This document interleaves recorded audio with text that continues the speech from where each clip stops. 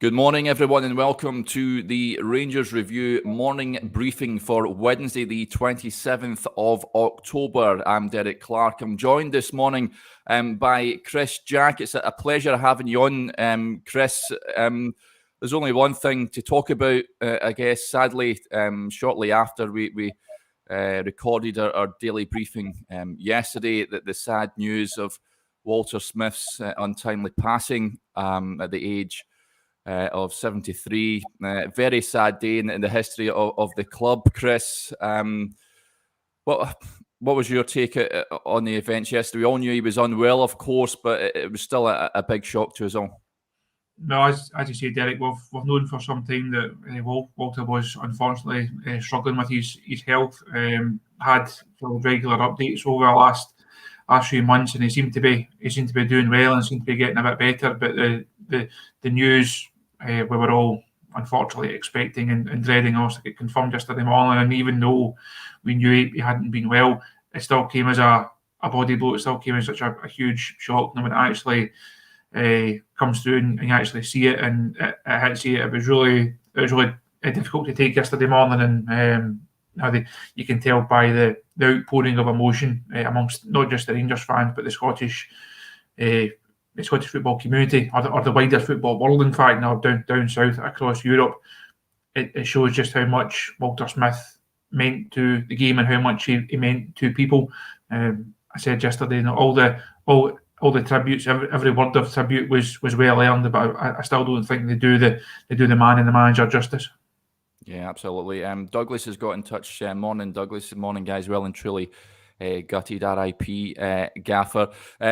You've got a great piece out yesterday, Chris, on the Glasgow Times website, and really just in terms of a journalist and interacting with Walter, what did he mean to you? And as a fan as well, growing up during that trophy-laden era under Walter Smith, what was that like?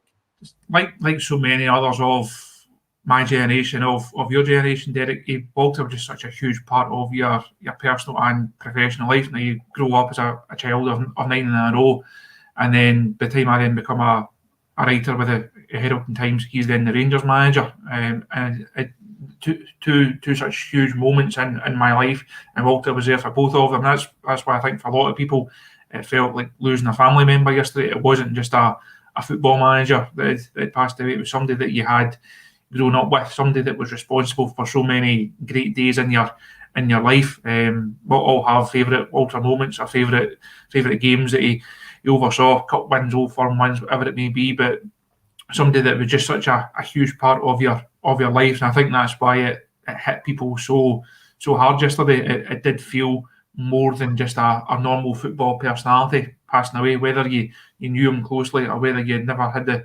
fortune to actually meet him. I think it really did hit home yesterday when he sadly passed. Absolutely. Owen gets in touch. Hi, Owen. Good morning. RIP Walter Smith, a true teddy bear, the Gaffer. I spoke about, I've been lucky enough to be in, I've never interacted with him really in a professional sense. I asked him a question once in a press conference, but you certainly feel that aura when he walks into the room. People talk about players and journalists speak about it. I even seen Scott Brown mention it yesterday when he was being interviewed for Aberdeen. You certainly feel that he had that presence about him, didn't he, Chris? When you walked into your room, everyone sort of shut up and paid attention and sort of went quiet because of the stature of the man. He certainly did. He was everything that you associated with Rangers Football Club. He was everything you expected of a Rangers manager. He epitomised the standards, the class, the dignity, the will to win, the success. Everything about Walter Smith was everything about Rangers Football Club. I said that those days, I can't claim to know him that well personally. Away from the game, very fortunate to have interviewed him a couple of times and been in pre and post match press conferences and also covered games. But there's guys in the press pack that know him a whole lot better than me, and some of the stories that they tell on trips and when we meet up just always raise a smile. Like guys that were very fortunate to cover Rangers during those two glorious times, very fortunate to cover Scotland during his time as well, and I'm just very very privileged and very honoured the fact I managed to interview him on a couple of times and be in his company and be in his presence. Yeah, Fraser gets in touch. A sad day. Tears in my eyes most of the day yesterday. Listening to Ali McCoyston, Stephen Gerrard was tough, like so many others who grew up with Walter. Thanks for the memories. Yeah, we all seen the tribute from Ali McCoist. First of all, on Talk Sport, Chris. What did you make of that? I mean, it must have been incredibly difficult for him to go on air shortly after the news and speak on national radio about a guy who says he was his boss, he was his coach, and then he became his best friend as well. I think it was emotional, wasn't it? I'm amazed Ali was able to do that, and such a strength of character to be able to go on just a couple of hours after the news was sadly announced and confirmed, to be able to go on and speak so passionately and eloquently about somebody who had such a great relationship with and such a huge respect and fondness for. It was a really incredible bit of broadcasting. If anybody's not seen it yet, I would urge you to go and find the clip here, listen to it or watch it, and just to see how Ali managed to get through that incredible stuff. I said yesterday it was almost like he felt like he owed Walter one. It was his chance. Everybody knew all the tributes would have been to win 10 league titles and so many cups and leagues and League Cup, in my Scotland. Those bare facts give you Walter Smith, the manager. Ali was able to give you Walter Smith, the man. They're telling the stories about going to concerts together, playing golf together, sitting having a pasta and a glass of red wine together.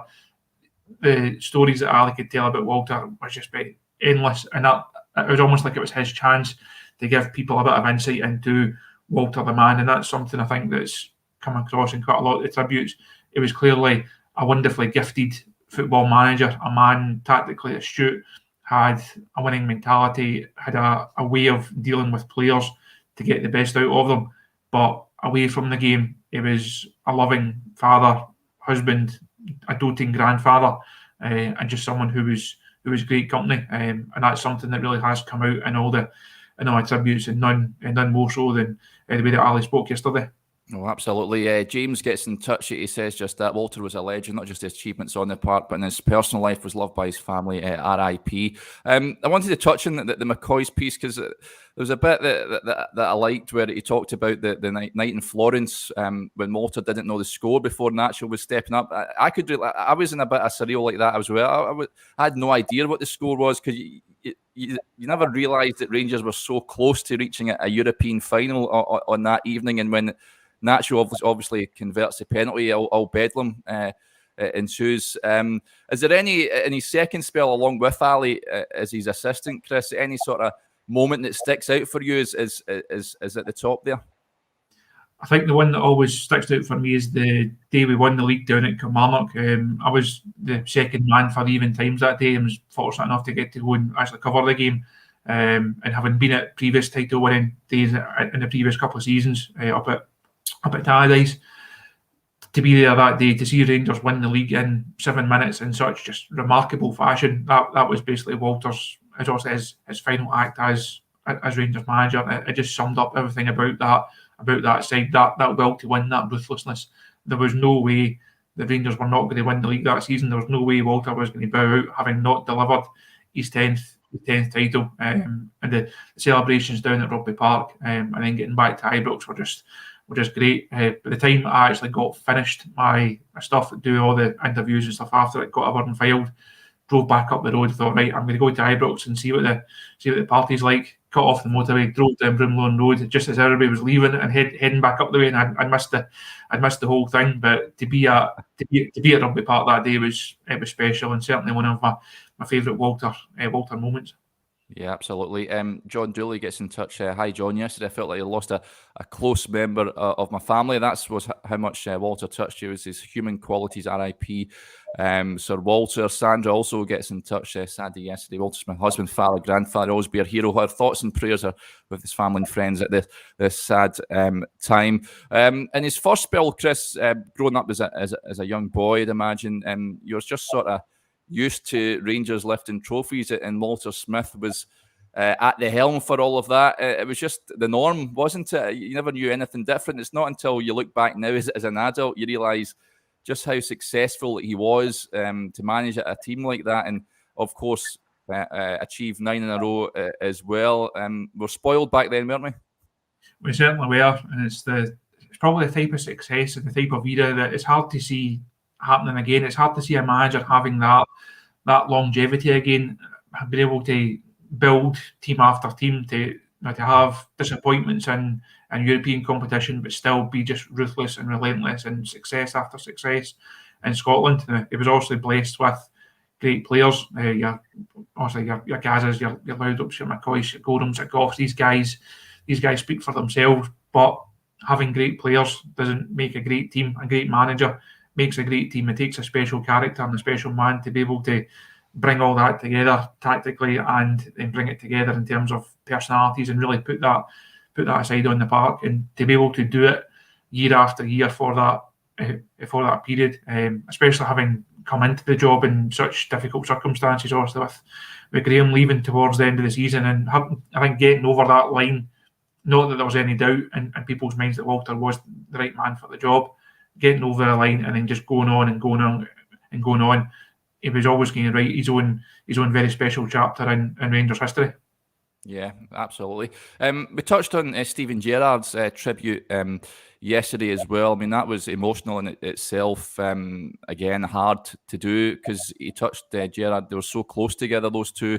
He says it a number of chats in his office and what have you, and he made Steven a better person, which just shows you the stature of the man, Chris. But it just shows you that how much he meant to Steven Gerrard as well. And I mean, it was going to be hard. I know he was asked at the end of his interview about the game tonight, and it almost appears secondary at the moment, but it's going to be hard to lift the boys with that in the background. But it's just it's hard for him, given that he was so close to the manager.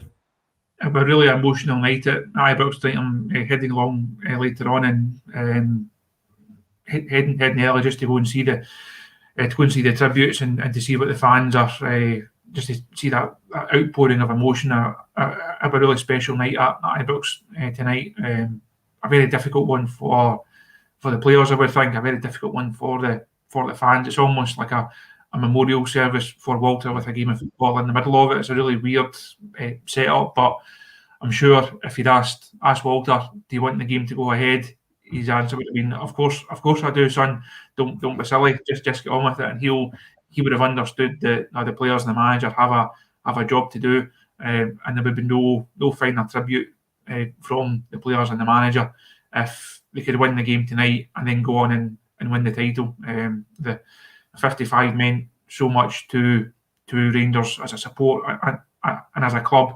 It's extra poignant now that 55 was the last title that Walter saw his club win.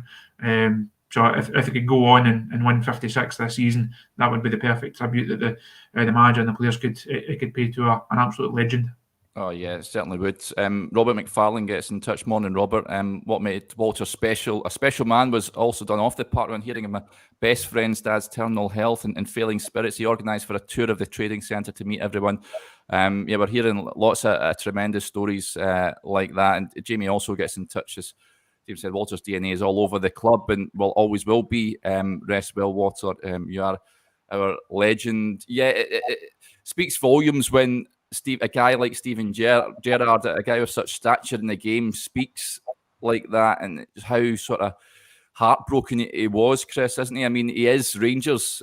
When you think it, and I know Kenny Miller has mentioned that as well. I've seen a little piece with him where he says, when you think of Rangers, the first thing you think of is Walter Smith, and it almost feels surreal, doesn't it, that he's not here anymore. He's just one of those guys you just imagine be around forever, I guess.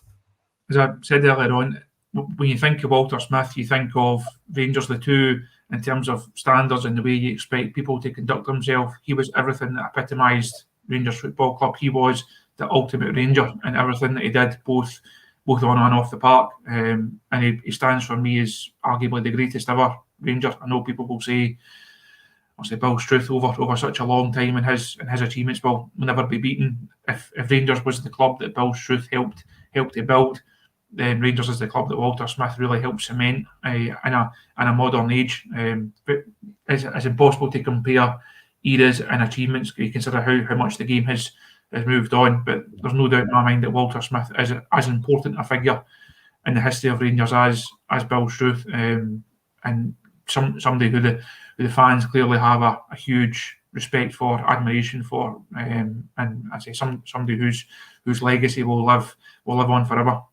Yeah, there's a lot of talk yesterday, Chris. I know Derek Johnson came out as well saying that there should be a statue erected of Walter outside the ground, a stand possibly renamed after him. A lot of folks saying Edmondson House should be renamed as well.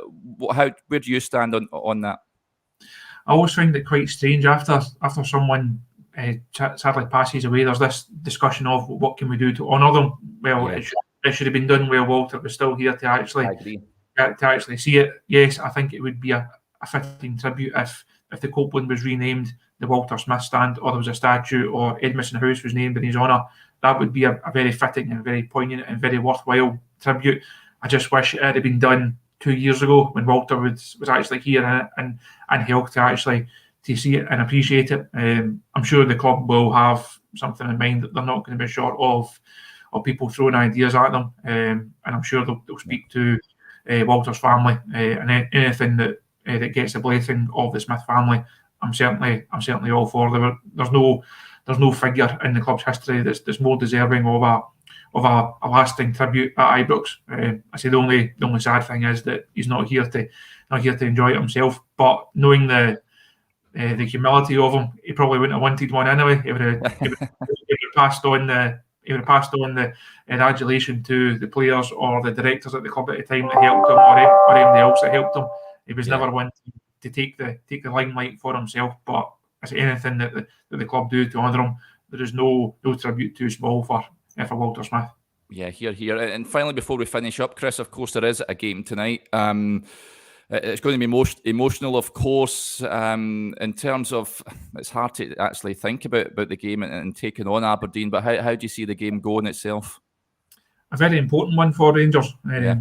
It's been lost, understandably and rightfully, over the last 24 hours, but this is a really big and important game for Rangers. They need to get another 3 points on the board, need to try and build a bit of momentum again, especially heading into a tricky game at Fir Park at the weekend. So I think there's positives to take from the Brøndby game, and I think there's reasons to be optimistic. I know Aberdeen have been in a sticky patch. Might get a good win against Hibs at the weekend, but it's a game that Rangers, if they want to maintain that place at the top of the league and try and hopefully stretch it and move on, this is the type of game you just have to be winning. It's the type of game they took care of so impressively and comfortably last season. There's no reason why they can't do the same thing again tonight. Yeah, and do you see any changes at all to the starting lineup tonight? Interesting to see if Alan McGregor comes back in after the St Mirren game. I know the manager said at the weekend they have to be careful with Alan and almost pick and choose when he plays. I think that's probably the main one. Apart from that, the rest of the team almost picks itself. A big night for Alfredo, I think, having got that 100th goal at the weekend. I know the manager spoke last week about almost playing on his mind and trying too hard to get to that milestone. Hopefully now that he's got it, he's got the goal, he can park it to one side. He doesn't have to worry about it or focus on it. And hopefully we can start to see the best of Alfredo Morelos once again, because this is the type of game you really need guys like him to come to the fore. Yeah, absolutely. Okay, Chris, that'll do us there. Thanks as ever for joining us, and thanks to everyone for getting in touch with the programme and on YouTube, Facebook and Twitter. Remember, we've got that fantastic offer on just now, folks. It's just £1 a month for the first 2 months to the Rangers Review and support top quality journalism covering the club you love. We'll be back tomorrow morning, but until then, I was going to say enjoy the rest of your day. Hopefully your team wins, and if you're heading along to Ibrox, then I'm sure you'll pay your tribute to the great man as well. Okay, until then, bye for now.